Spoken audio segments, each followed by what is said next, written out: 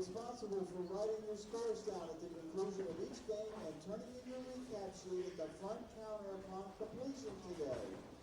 As a courtesy to other competitors as you finish your game and move lanes, please allow the pair you are moving to time to complete their game before going into their bowler's area.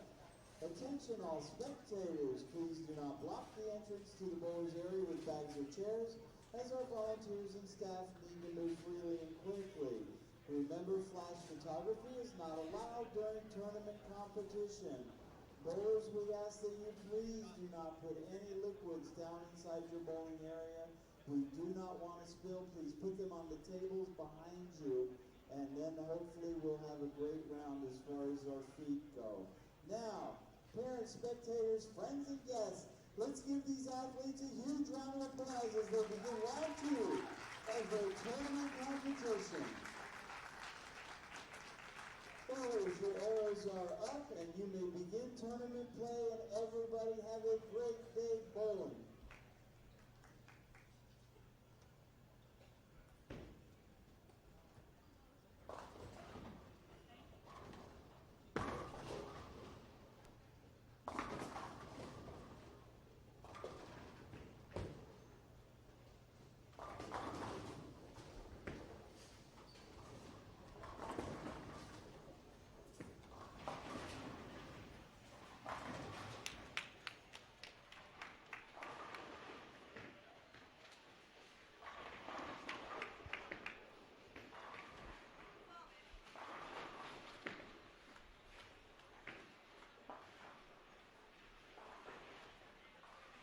Good afternoon, everyone, and welcome back to Thunder Bowl Lanes here in Allen Park, Michigan for Day 2 of qualifying at the 2019 USBC Junior Gold Championships presented by the brands of Ebonite International. We are situated behind lanes 67 through 70 on Channel 1 and 27 through 30 on Channel 2 here at Thunder Bowl. Live wall-to-wall coverage of this year's Junior Gold Championships. Competing in this 11:30 squad, we do have squad number 20 of the U20 Boys in their Day 2 of competition.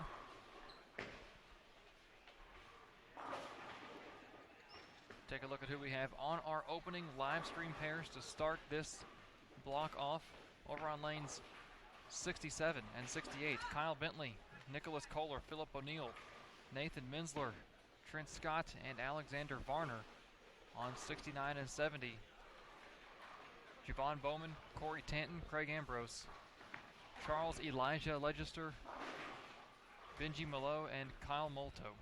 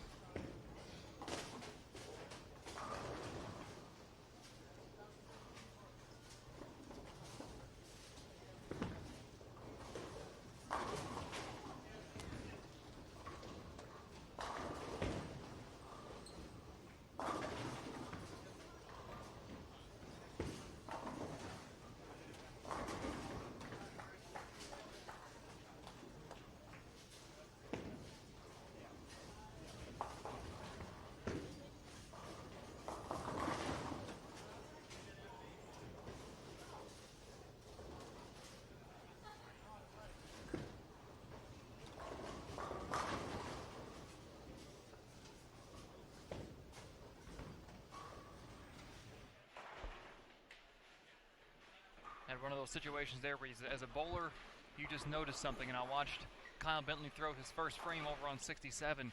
I saw when the ball hit the pins, something didn't look right, and it was pretty quick. I noticed he didn't have an 8-pin on his shot, and he left a 5-10. So I think I heard one of the spectators behind me say as well that they saw it, but nobody spoke up. The minute I saw it, I was like, okay, this isn't right. That's better. At least he leaves the 6-pin this time. more makeable than a 5'10". 115 boys after 60 games will make the cut to the advancers round here in the U20 division.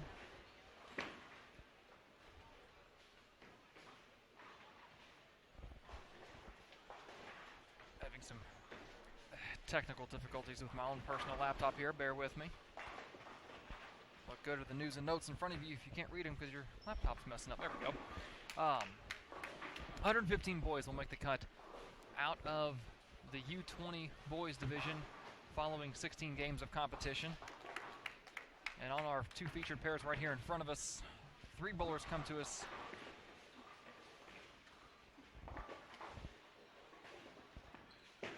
In a pretty good position from yesterday.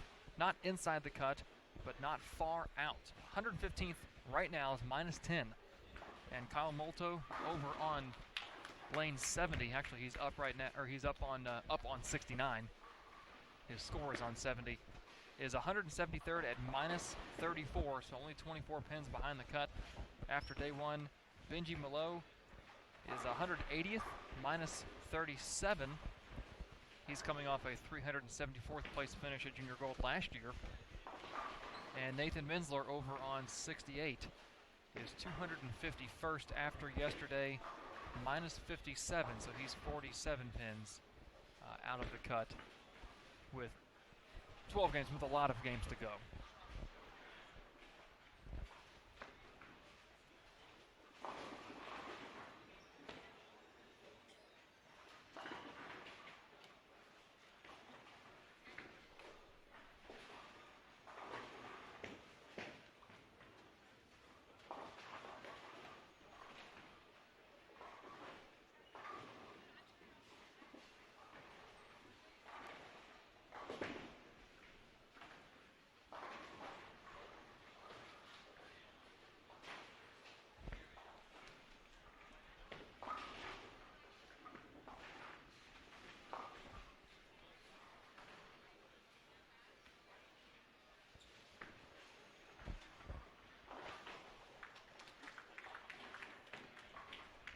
Bowlers from all over the United States represented on these two pairs in front of us. Kyle Bentley out of Macon, Georgia.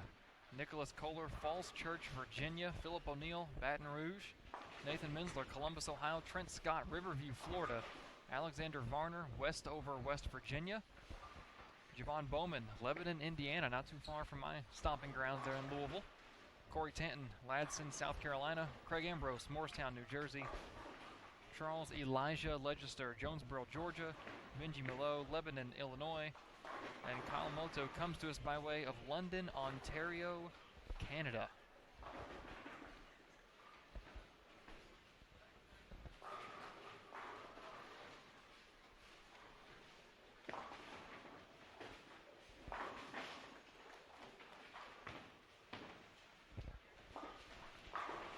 I will admit I do have kind of an embarrassing story regarding Ontario and the entire country of Canada. This next part isn't the embarrassing part. It's when I was younger, my mother and I had a map of the United States and stickers for each state. And every time you saw a license plate from that state, you put a sticker on that state. And they also had some of the surrounding territories, all of the territories up in Canada and Mexico as well. I think Puerto Rico was on there too. So we'd whittled down most of the states. I think there was like 3 or 4 states that were left. A Rhode Island, maybe a Delaware, Washington, states that don't typically venture all the way into Kentucky. And we also needed Ontario. And we were leaving the bowling center one day where my parents' pro shop was at, and we saw a car with an Ontario license plate. And this was just after, I don't want to say the advent, but just after cell phones with cameras kind of hit the mainstream. And we wanted to get a picture of it. And we chased this vehicle, this van, probably about 4 miles around the city before we finally got close enough to get a picture and confirmed that it was Ontario. And we've always joked that if when I get older and I write my memoirs, it's going to be called Chasing Ontario. So I get into Detroit, I get my rental car, I'm leaving the airport, and I see an Ontario license plate. I was like, oh man, Mom's gonna love this. I took a picture of it, and it didn't hit me until I was on 94 is one of the major interstates that runs here, 94 or 75, one of the two. And I started seeing signs. I'd completely forgotten that Detroit is next door to Canada. I mean, you take the tunnel over to Ontario. I felt pretty stupid, and then it hit me. I was like, oh man, you're gonna see a lot of Ontarios. And the minute that I thought that, I start seeing Ontario license plates like I'm seeing Michigan license plates. So that was my here's your sign, your Jeff Foxworthy, here's your sign type moment on this trip. Hopefully that's the only one I have.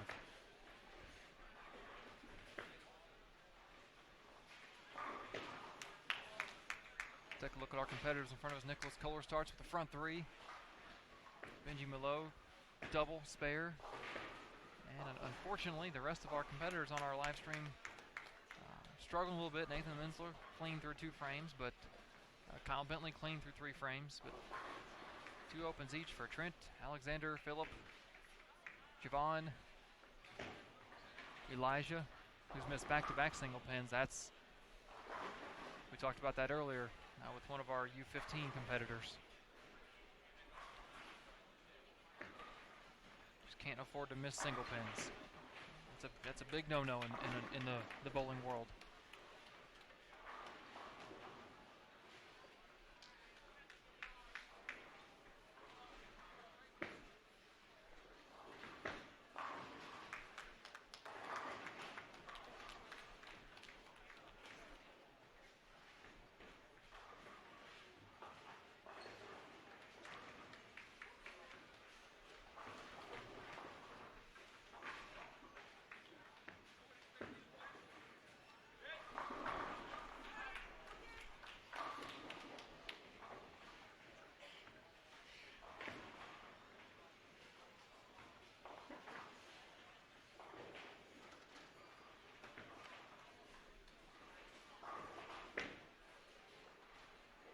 There you go, Elijah. Pick up that 7 pin, or that 10 pin.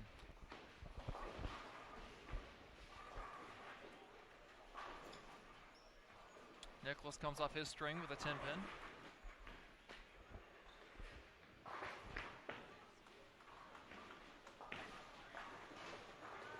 Uh-oh. Oh, man. Shake that one off.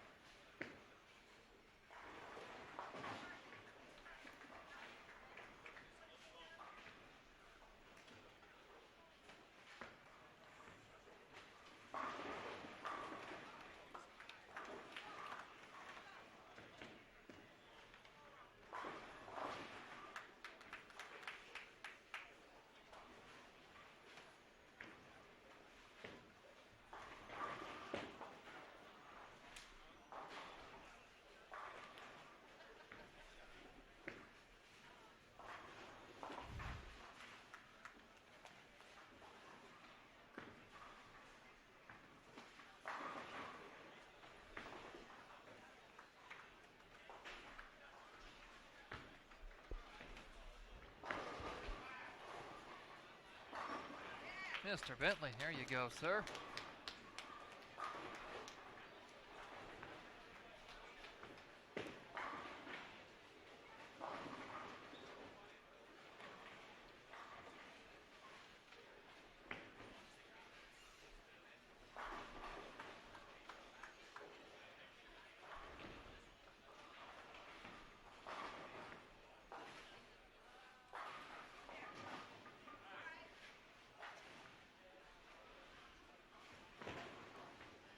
All these guys bowled last night, or yesterday afternoon, at Sterling Lanes.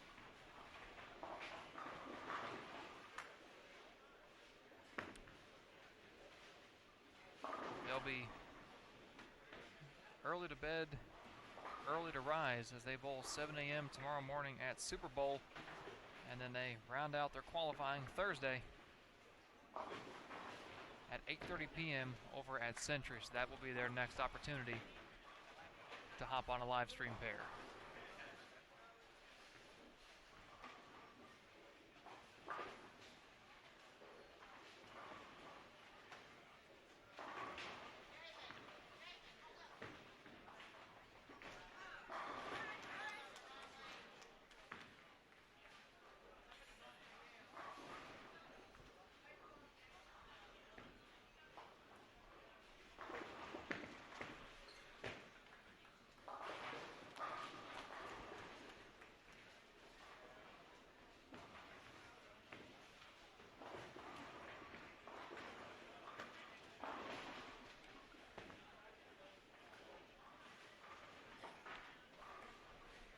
Certainly we have plenty of action ahead of us for the rest of the day here at Thunder Bowl. I'm looking forward tonight to popping up the screen on my phone. Another monitor in front of me as the PBA League returns to Bayside Bowl tonight, July 16th through the 18th, live on FS1. Will this be the year the hometown Portland Lumberjacks take the title? Watch all the action live in primetime starting at 7 p.m. Eastern tonight, Tuesday, July 16th.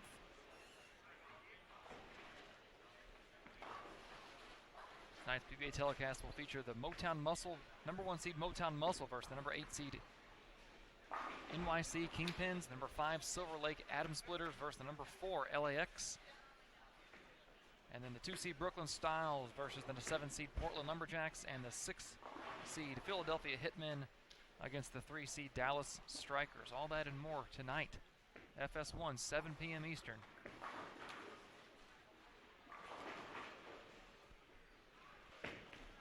So turn on your TVs, put that on, set your laptop up in front of you.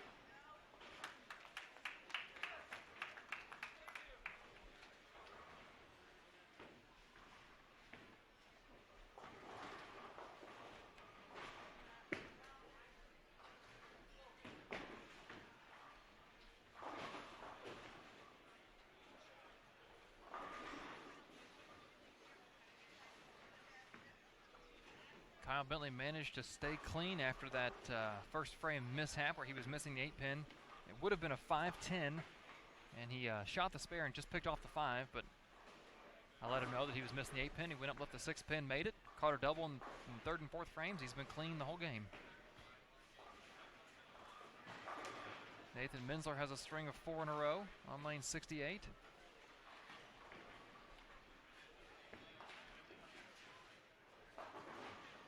A couple good scores over on 69 and 70. Benji Malo can punch out for a nice 256. He's got 6 of the first 8 strikes. Corey Tanton can punch out for a 235. Some decent numbers, the possibility of decent numbers out there this first game. Meanwhile, we look to our left, just to our left on 65 and 66. And it's struggles up and down the board there, struggles to the left of them for a lot of bowlers on 63 and 64. So the scoring pace in this building, I would say, has been medium. It hasn't been high, but it hasn't been terrible. But if I had to pick one or the other, and this is something I learned, something that my dad, who's been my bowling coach my whole life, he uses this with me. I mean, not so much anymore, but when he was first trying to instill this lesson in me, it was if he was fitting my hand for a bowling ball. You know, is it too tight or is it too loose? Oh, it feels great. Well, if you had to pick one, if I had to make a small adjustment one way or the other, which would it be? Oh, it's fine, Dad. That answer never settled. Shot by Kyle Bentley right there. Or if we were talking about bowling ball motion, you know, would I want it to be a little stronger or a little weaker? And it was, you would never be satisfied, is the word I would use. Never get complacent. And where he learned that was from Jeff Gordon, the NASCAR driver. When Ray Evernham was his crew chief back when Gordon won 4 championships in the late 90s, early 2000s, and they would be in practice, Evernham would ask Gordon over the radio, is the car too loose or too tight? Car's fine. And he would never settle for that. He was always wanting to tweak and make adjustments. So it's never just about, you know, going out there and settling. You can always find room to make adjustments.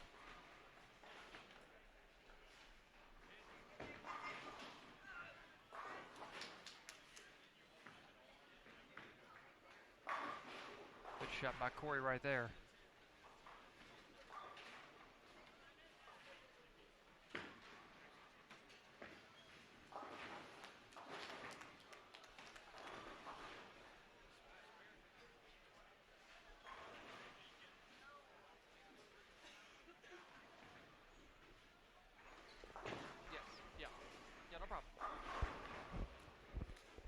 Sorry about that, but yeah, back what my original point was that you know, if I had to pick a scoring pace in this pattern, I would say it's closer to the low side of medium.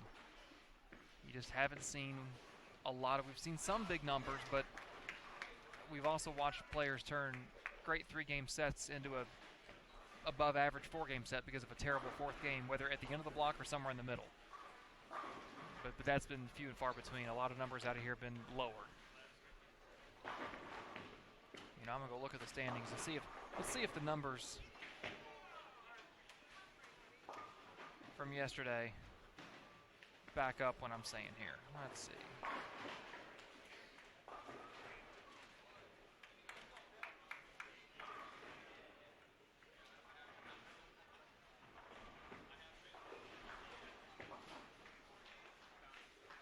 Oh.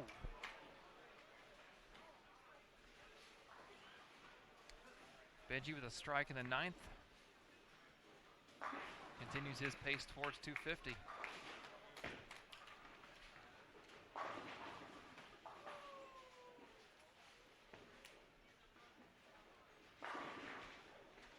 And just looking at the U20 boys, for instance, and I guess I should probably look and see it where most of their squads were, because, like, for instance, we had 2 U12 boys squads here, which means we may have had 2 U20 boys squads somewhere. Yeah, we had 2 at Sterling, 2 at Super Bowl. So that's going to skew the numbers a little bit.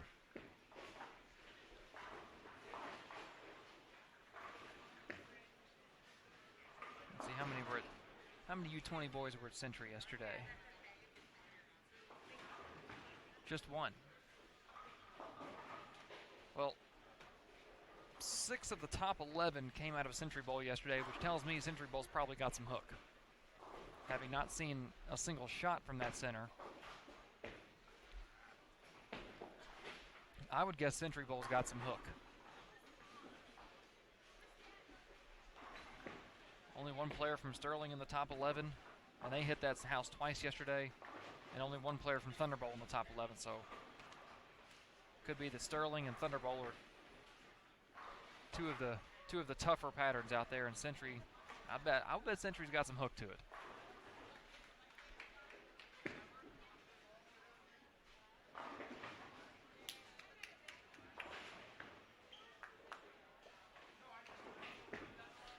Of course, Tyler Ingalls from Loganville, Georgia, fired off the first 300 of the tournament yesterday, second game at Super Bowl.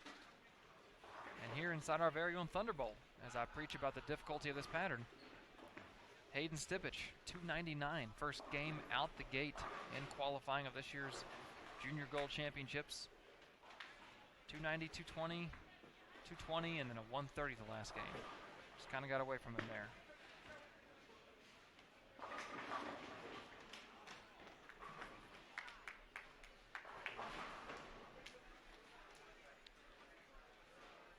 Benji converts the 3-6 spare. Went heavy on the head pin that first shot. He'll still be in the 230s. Good count here. Solid first game. There's Benji's minus 37 coming in, so he can get to minus 3. Move up the standings, try and improve on his 374th place finish from last year's Junior Gold.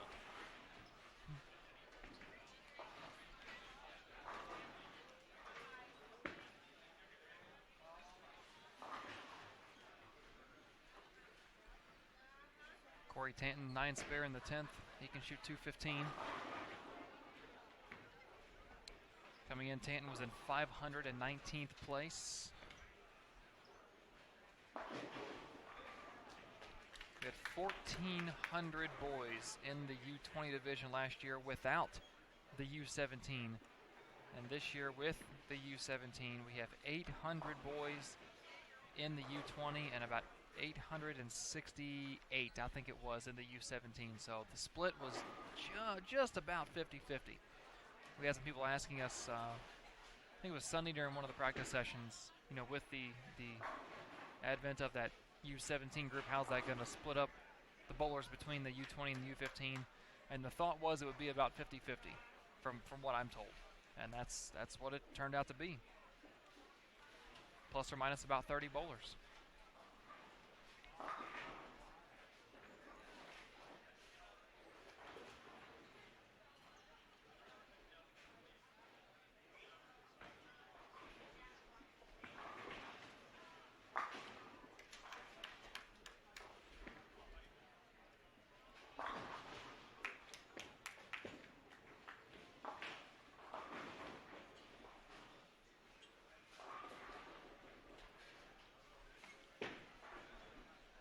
Both bowlers on 69-70 who came into this squad sitting just outside the cut. Benji Malo and Kyle Molto have done nothing but help themselves. Benji 233. Kyle's going to be right around 210. Make that 213. Nathan Mensler was making a run at a 260 game until a split in the 9th frame disrupted that. He can still punch for 230 over on 67 and 68. But you look outside of those numbers, the other scores on these pairs, 150, 150, 150, 160, 150, 160. To our right, 140, 160, 140, 160. So yeah, I definitely have no problem saying that this pattern, I think, is one of the tougher of the 4 that these bowlers are going to see in qualifying.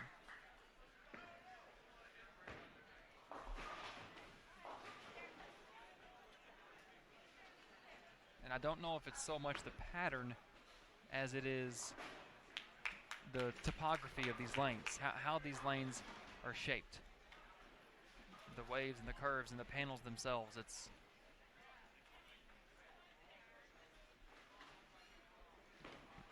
watching players who try to hook the ball on this. They can't seem to get it to roll. They can't seem to get the ball to read the lane. But everybody has migrated outside of about the 6th board. They found a hook spot out there. So essentially, it's like they're playing a tighter or slicker pattern further out. And that goes against everything we know of lane play.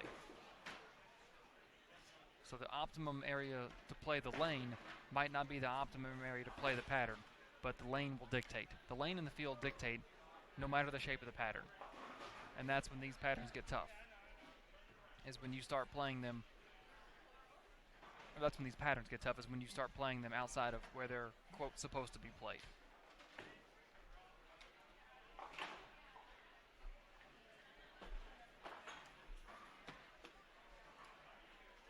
All right, we've wrapped up game 1 of squad number 20, U20 Boys here at Thunder Bowl. We'll take a step away once Nathan finishes up his 10th frame. Converts to 157. No, he does not. Well, back-to-back splits. Or opens. The 157 not considered a split. Back-to-back opens for Nathan to finish the game at 212. Frustrating into that game. Nathan was sitting at minus 57 coming in. He could have gotten plus that game. As it sits, he's at minus 45. Moving on to game 2. And we're going to move on real quick down to the snack bar to get some water. We'll be back and we'll bring you up to date on who we're going to see game 2 here at Thunder Bowl, the 2019 USBC Junior Gold Championships.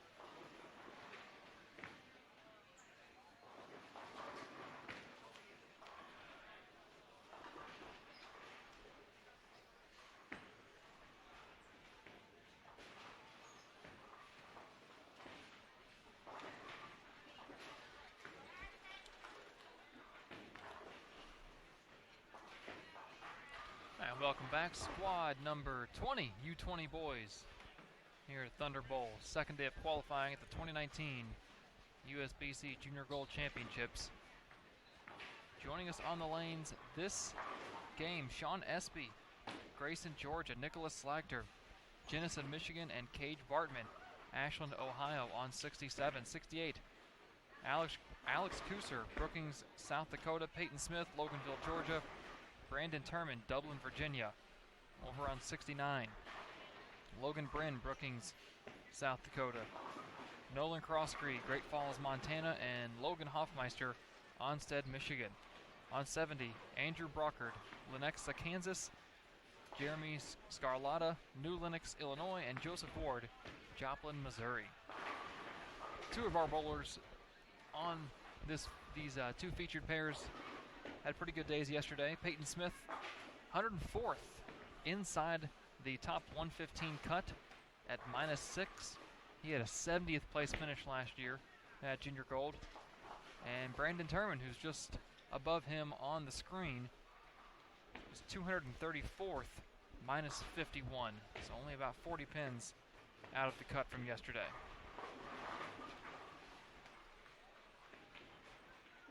Brandon Turman, and I want to double check this because I don't want to give it incorrect. Just triple check my own self. But if what I typed in here is correct, Brandon Turman, simply one day, has had one heck of a turnaround from his 2018 Junior Gold.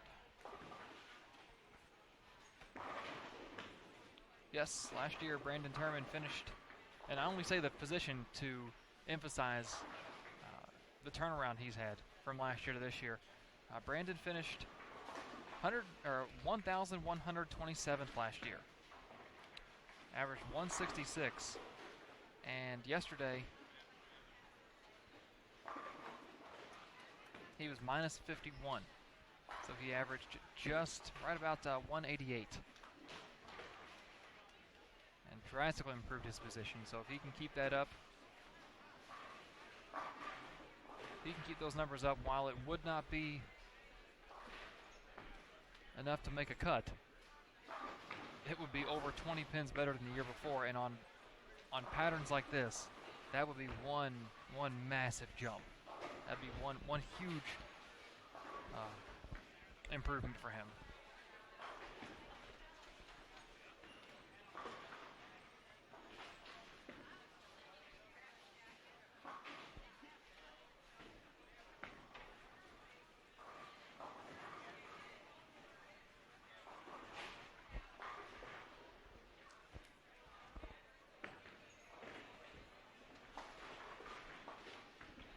Got a couple bowlers on our featured pairs this game. Alex Kuser, Logan Bryn, Andrew Brockard, who all struggled mightily last year.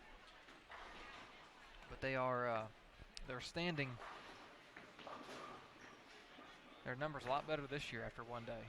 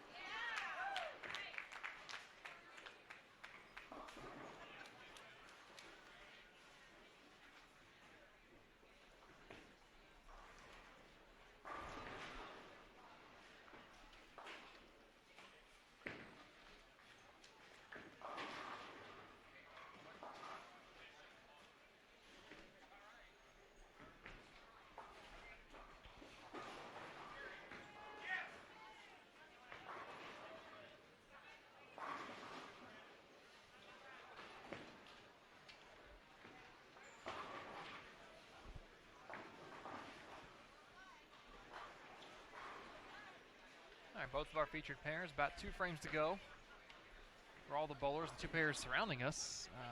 Pair to our right just wrapped up. Scores continue to stay in that middle of the road to lower of the middle road range. 2-0, 160, 150, and a couple 130s over on 71 and 72.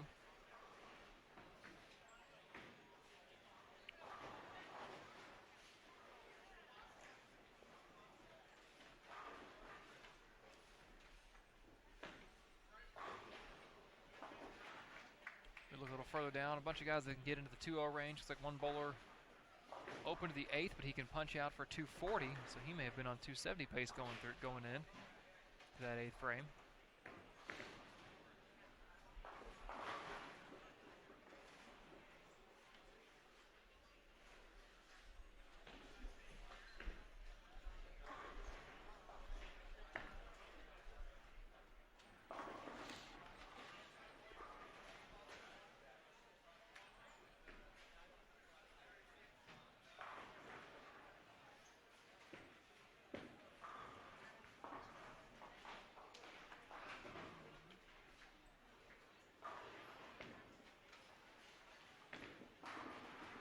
Peyton Smith started this game out split, but converted it. Spared in the second, spare in the third.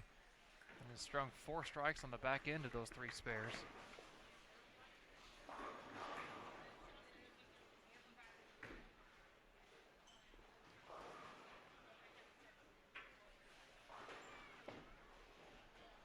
Alex Kuster started this game with the front 3, but hasn't found a way to get back to the pocket since.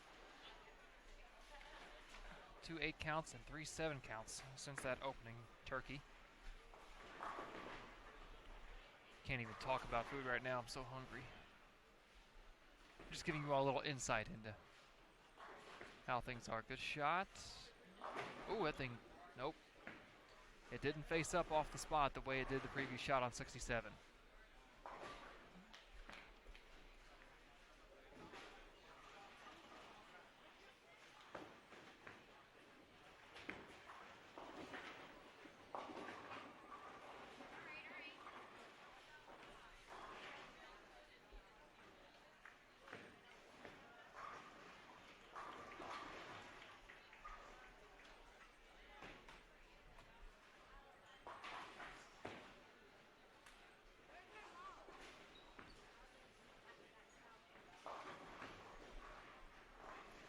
Nobody really raising the roof over on 69 and 70. The highest max score over there is going to be Nolan Crosscree.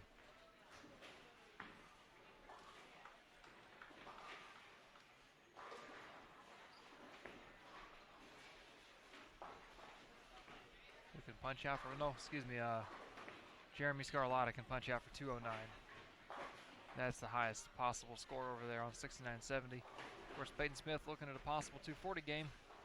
Needs still some strikes, though.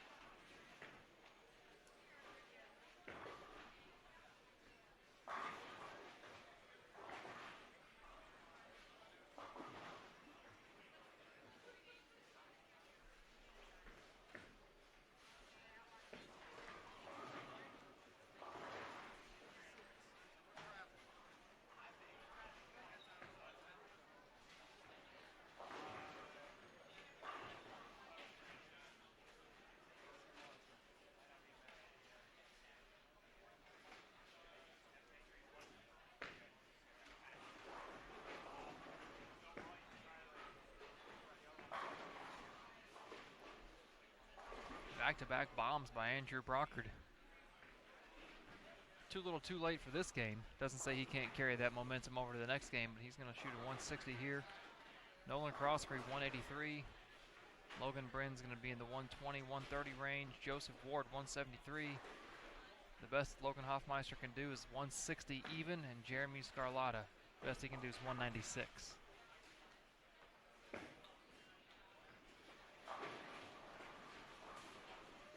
So the only number down here, this game is going to come from Peyton Smith, who's pacing in the 220 range. He can catch a double in the 10th, that'll put him in the 230s.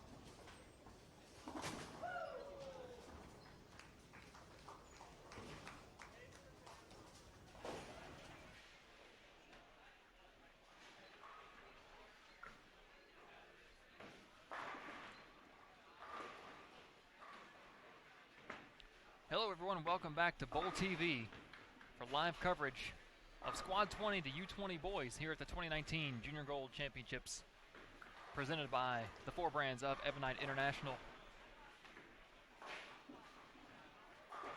Take a look at who we have on our featured pairs, lanes 67 through 70 this game, halfway through their second qualifying block today. Christian Davis from Sellers, South Carolina, Dean Mudlong of West Chicago, and Jay Scott from Enterprise, Alabama on lane 67. Lane 68, Hunter Valid from Flint, Michigan, Logan Salyer, Brownstown, Michigan, and Christopher Myers from Panama City, Florida on 68. 69 rocking the Lindenwood jersey, my alum right there, Curtis Murphy, Belleville, Illinois, Logan Robinson, Pleasant Hill, Iowa, and Bobby Ramsey from Holtzville, New York. And on lane 70, Emmett Moore from Billings, Montana, Paxton Henderson, Franklin, Indiana, and Patrick Frey from Republic, Missouri.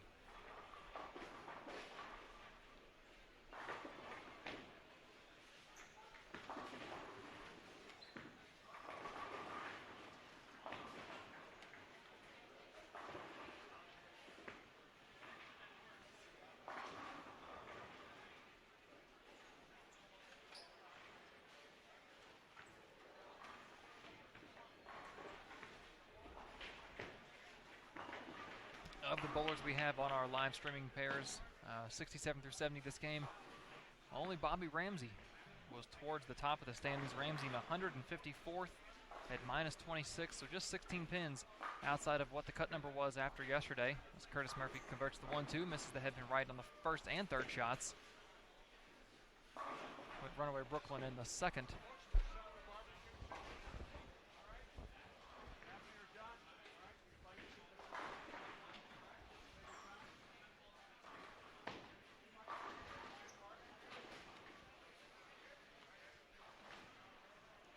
One of the key things that our viewers, one of my viewers just pointed out to me through a text message, and it's something we have seen a lot of, well, I guess we haven't seen a lot of over the course of this squad is spare shooting. Let me rephrase that. We've seen a lot of players shoot spares, and we haven't seen a lot of spare conversions. And you look up on the screen and you see as many open frames without an S, which indicates a split next to them, as you do frames that do have an S. A lot of missed makeable spares out there. Bowlers are just giving pins away, and that's what it amounts to. You miss a makeable spare, whether it's a single pin or a multi-pin spare, you miss a makeable spare and you're giving pins away. And none of the bowlers on our two pairs this game can really afford to give any pins away.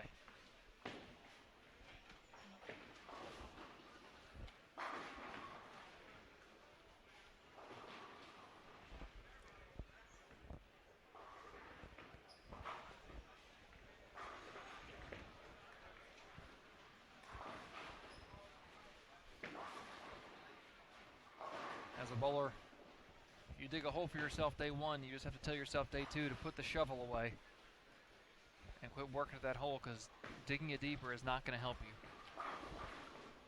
Every shot you throw that's a bad shot or a mistake shot is one less opportunity you have to throw a strike or fill a frame.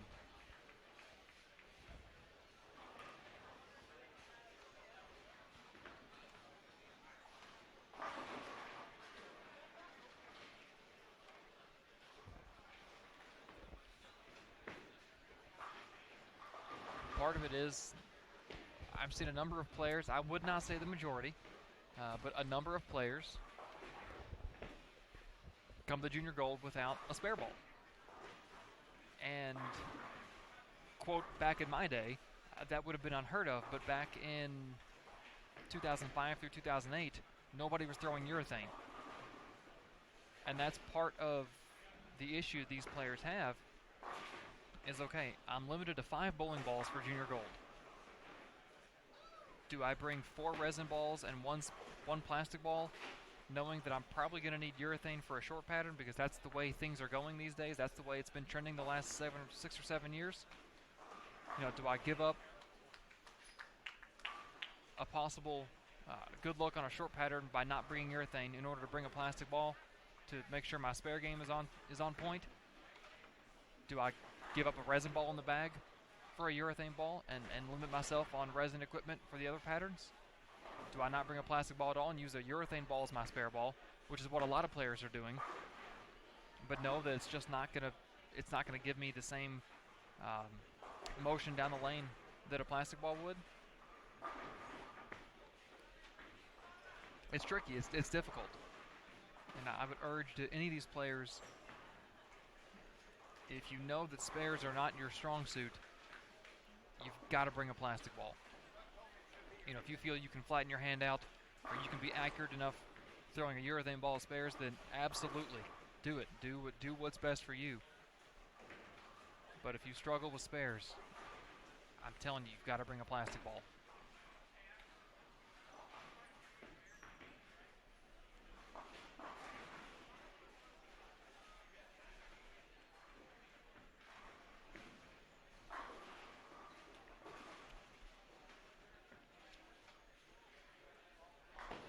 Can't tell. Over on 65 and 66, Eric Julian on the screen has strikes in the second to the fifth, but the first frame's cut off, and I can't see the monitor in the pit area. He has front five. That would be something worth following.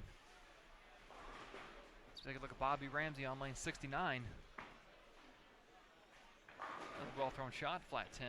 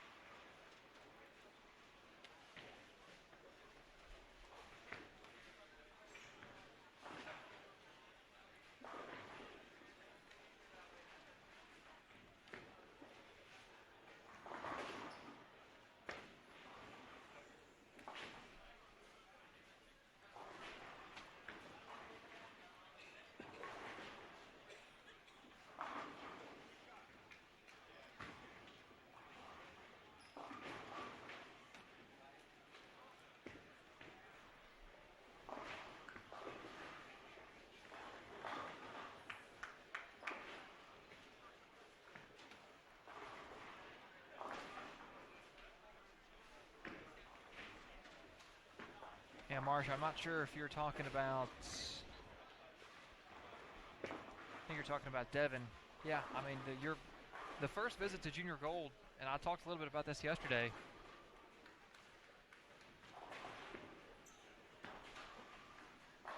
It's rare that bowlers show up to their first... Oh, nice split conversion over on 72. Eric Gilbertson, 6'7", 10. It's rare that players show up at their first Junior Gold and find instant success. You know, there's a trade-off to be found. Do you go, you know, the route that my dad, my coach, took me, or, I mean, both my parents, Team Farish took me, was you're not going until you're absolutely ready. And could I have gone in 03 and 04 when it was in Dallas and St. Louis? Absolutely. Everybody else in Louisville went, and I'm not gonna sugarcoat it. They got their heads kicked in. It was rough. There was a lot of Louisville bowlers in the bottom half or the bottom third or the bottom fourth of the standings. But, you know, while I would ask them, did you have fun? Oh, yeah, we had fun. We loved it. You talk to them years later and they go, yeah, you know, we enjoyed hanging out with our friends. And that is absolutely part of this. But they were going down there thinking they were going to set the world on fire, and they wanted to have fun with their friends, cut up, laugh, stay out late, not prepare. And you can't have the best of both worlds there. So they went down there and they would tell you later that, yeah, it was fun, but man, the bowling part wasn't fun, and that's a big part of what we're here for, is the bowling part. And so you can wait until you're absolutely ready, or you can go out a little early and gain the experience. And I think there's positives for both. There's more positives than negatives for both. But yeah, first year at Junior Gold, if you're struggling, it's all about keeping your head up, making as many spares as you can, and learn the lessons. Learn as many lessons as you can.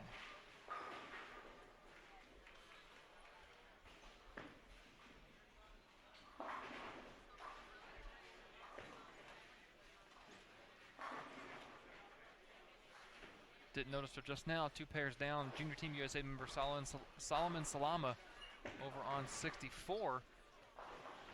He's got a 3-bagger going into the 10th. He can shoot 236. Let's see where how's he doing after yesterday. 31st after yesterday. 220, 180, 230, 2-0 with an 851. So not a bad set, not bad at all.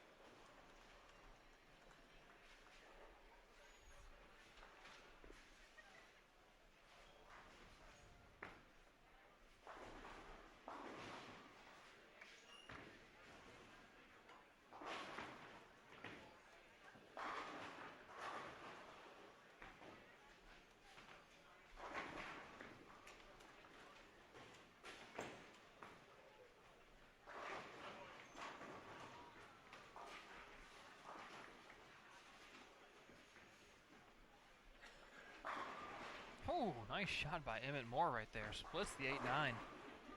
Quality shot.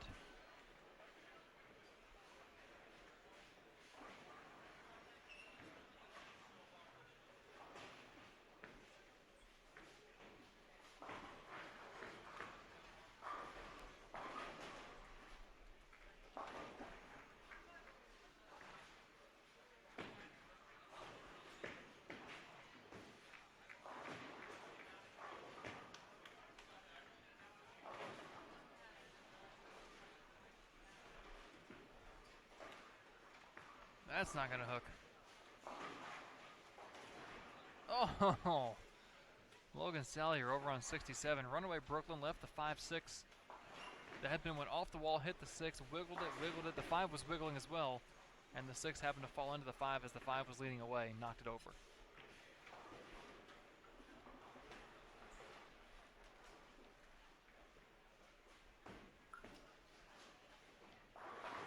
And Solomon did finish off that 236 game. We are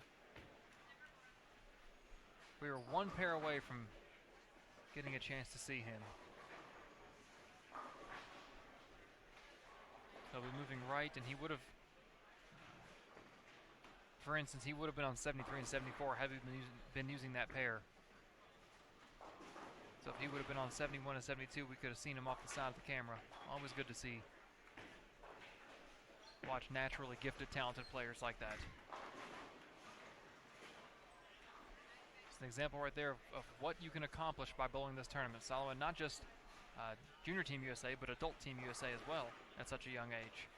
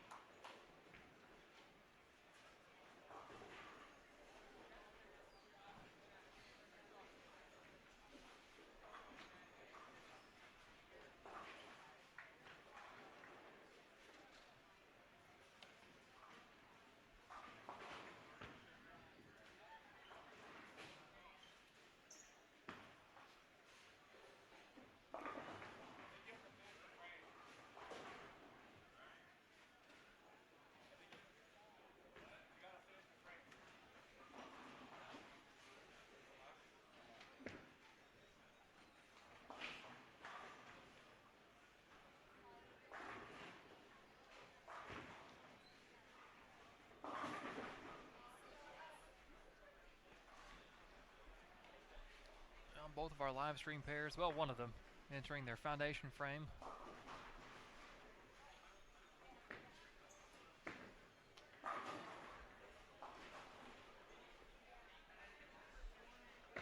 John Schultz, a couple pairs to our left, throws the back 5, back 6 for 220.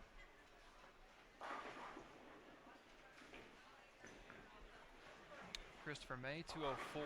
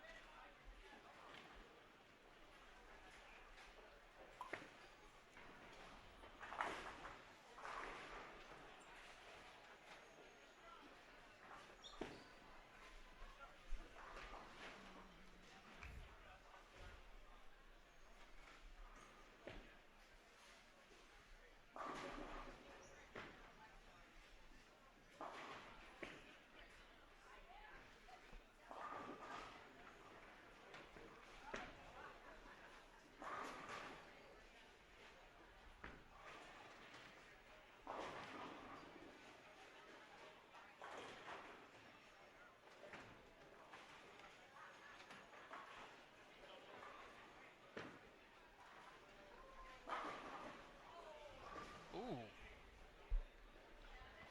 Nasty little ring 10 for Eric Gilbertson over on 71.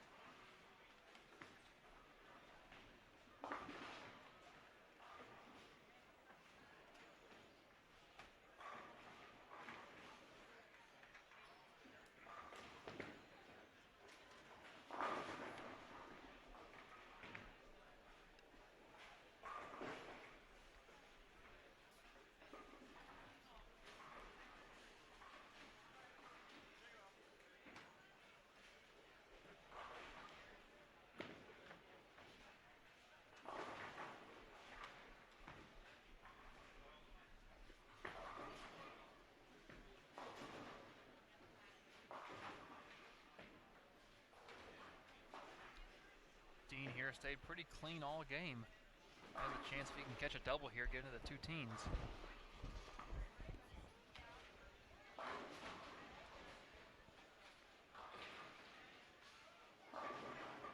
Oh.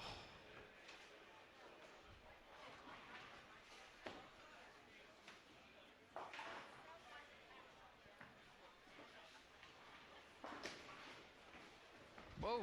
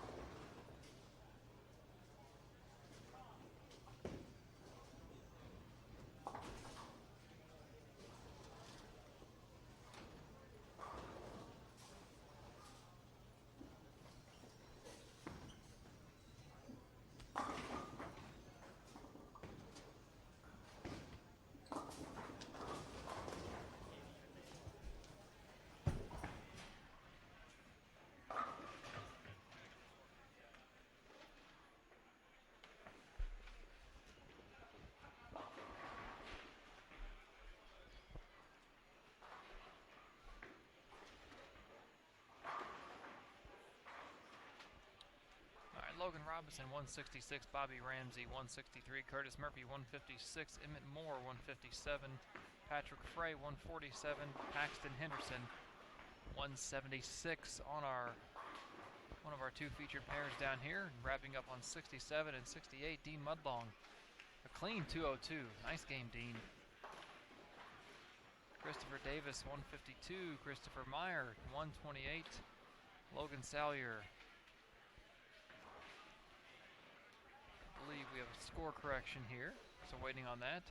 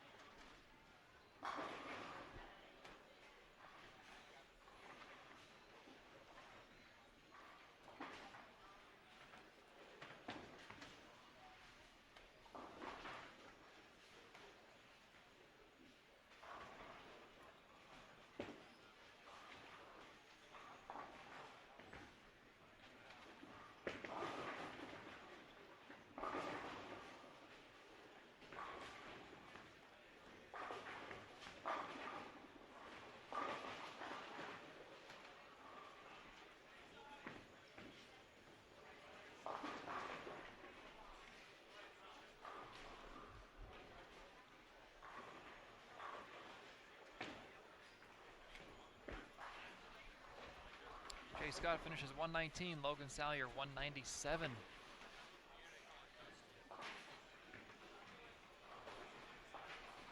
And Hunter Valid will finish out for that pair game 3.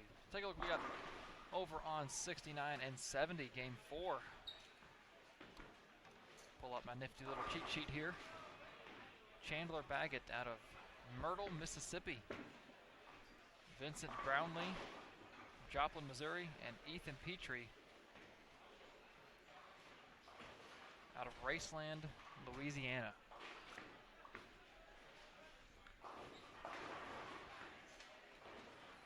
Over on 70, Will Klotzbach out of St. Peters, Missouri, and Tyler Moore, Crawfordville, Florida. Unfortunately, these 5 bowlers don't know what they've done the first 3 games today, but after yesterday, they were all well outside the cut. So unless a few of them have stepped it up today, they've got a long 9 games ahead of them, including this one. But I mean, you're halfway through. There's still time. There will come a point, probably after tomorrow, when I will say, okay, you don't have any more time. Your time is up. And that's just the fact of it. But we're not at that point yet. We're coming up on halfway, 1 game to go. Their best bet, throw the best game they can here, try and get out of here on a good note, and go into tomorrow with some confidence. Hunter finishes out 150 even.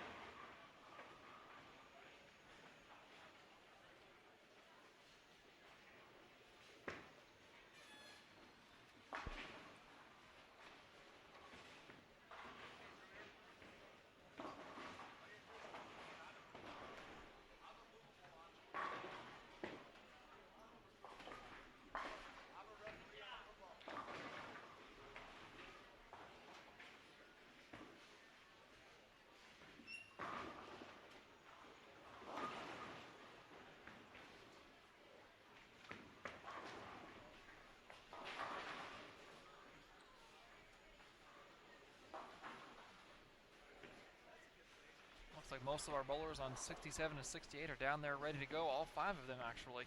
Let's introduce you to the guys that are going to take us into the lunch break.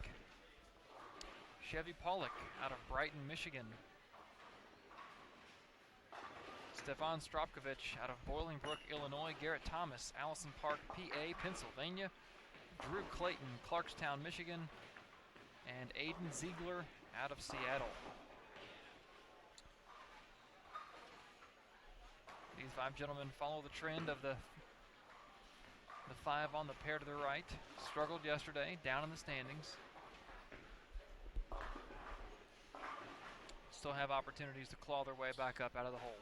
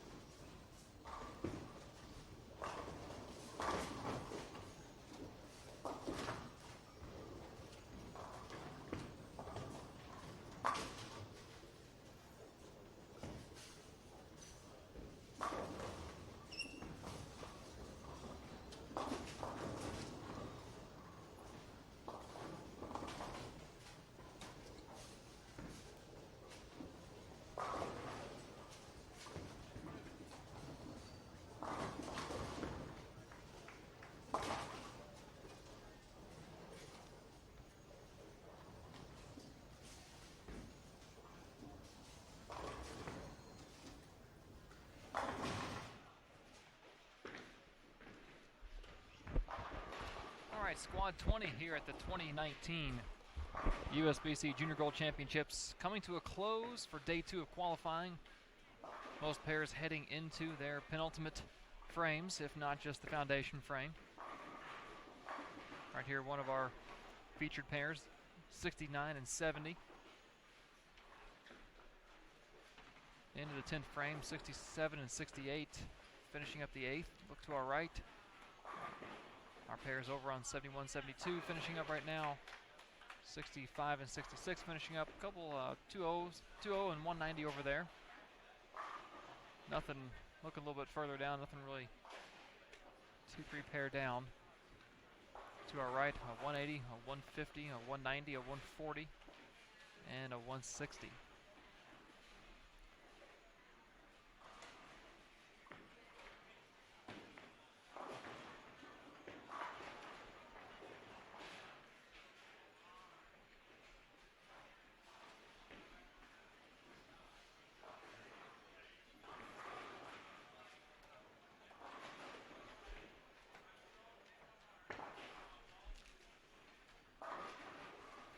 Lots and lots and lots of bowling still left. Oh, and I was, for any of you watching that may be interested, I was perusing the schedule earlier.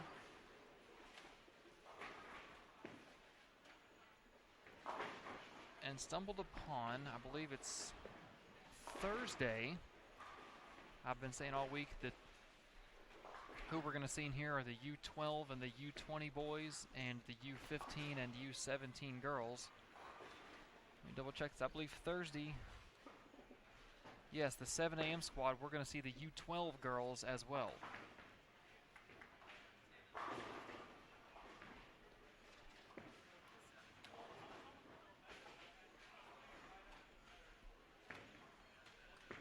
So we're going to see 5 different divisions here at Thunder Bowl throughout qualifying, and then as we get into match play, the match play portion of the tournament towards the end of the week, that's when we'll start to see, more divisions. The match play houses are here, of course, here Thunderbird and Score Lanes.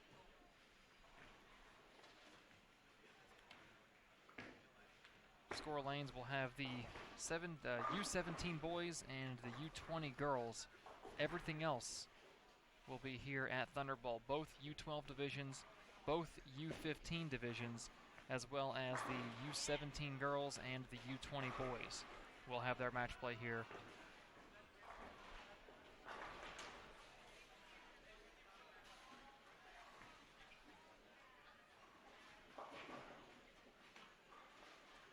It's 2 shots in a row for Aiden Ziegler. The ball just went off his hand, just went dead right. I'm surprised it slowed down as quick as it did. Part of that helps is he is throwing a strong, solid, symmetric ball. Symmetric balls tend to rev up a little sooner and will help you if you miss way right like that. Vincent Brownlee, 111. Chandler Baggett, 147. William Klotzbach, 158. And then Tyler Moore and Ethan Petrie are wrapping up their 10 frames over on 69 and 70 as well.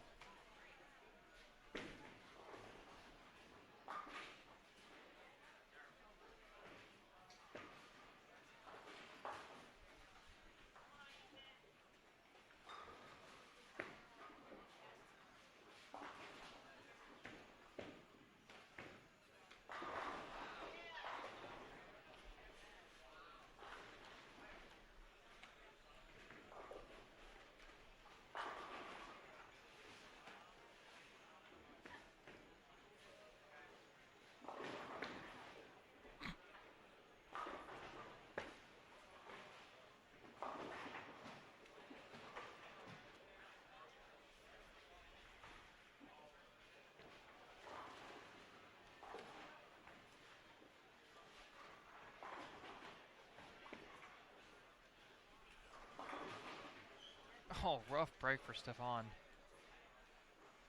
He's been all over the head pin this game.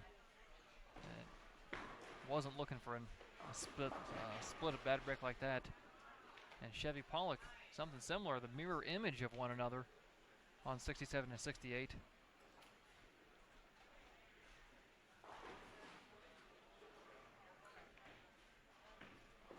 You know, when you're struggling and you can't seem to throw strikes, and every spare you leave is a multi-pin, and you're trying to just finish the day on a good note, the last thing you want to do is open heading into the 10th, or open the 10th and leave here on a sour note. You want to try and leave here with your head held high and walk out of here on a good note. But the pins are not cooperating for our bowlers over on 67 and 68, or really 69 and 70. It's been a struggle today. And I said that about this morning, about the U15 girls. I thought the scores this morning were down from what I expected out of that group. And I've had the same reaction looking at this group of U20 boys today. But each of those divisions will have one more opportunity today to wow me, to wow the viewers at home, and to make themselves happy, because we have the U15 girls coming back in at 4 p.m. There's a good shot for Stefan. Coming back in at 4 p.m. And then the U20 boys will cap off the night 8:30 here at Thunderbolt Lanes.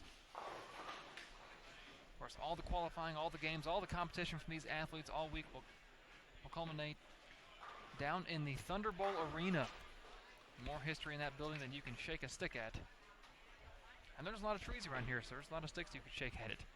Point being, every one of these just over 4,000 kids competing this week, looking to add their name and add their moment to the list of historic moments that have been captured down in that arena.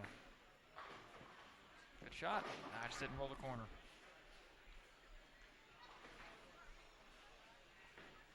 Stefan, I think you've got the right idea. Unfortunately, Stefan and Aiden have the right idea. The rest of the field doesn't seem to agree.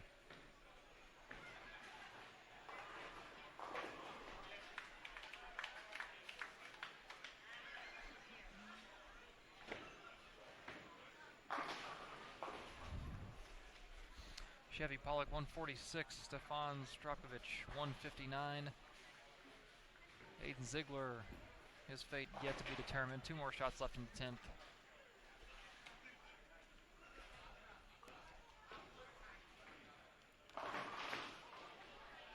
Can't get the high flush Brooklyn 6-pin to fall.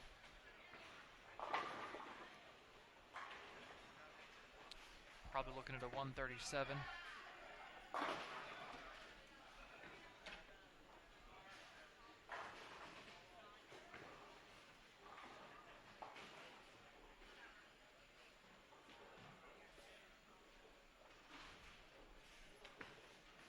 Yep, 137.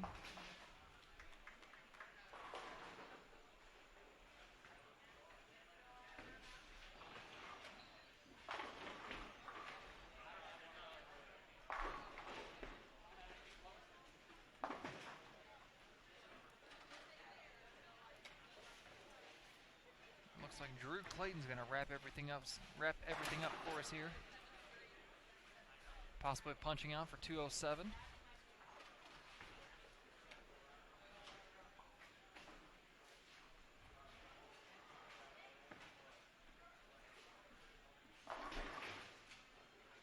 Blower 5-pin on the Brooklyn side. Now max score of 187.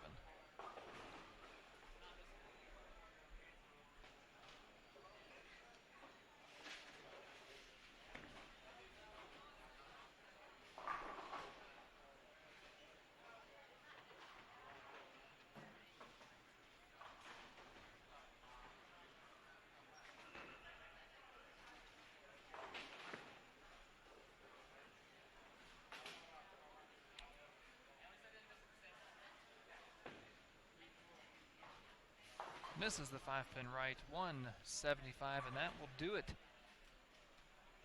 for our live streaming pairs this afternoon.